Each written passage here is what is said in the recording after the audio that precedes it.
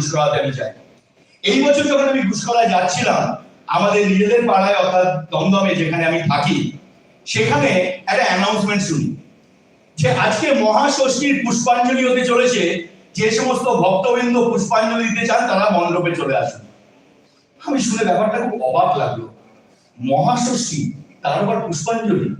তো আমি পুরোহিত মশাইয়ের কাছে গেলাম, গিয়ে জিজ্ঞেস করলাম, আচ্ছা পুরোহিত মশাই আজকে কিসের পুজো? তো উনি আমার দিকে এমন করে তাকালেন, মনে হলো আমি যেন চাকরি কিডনি চেয়ে নিয়েছি তার কাছ থেকে। তো তিনি আমার দিকে তাকিয়ে বলেন, আপনি বাঙালি?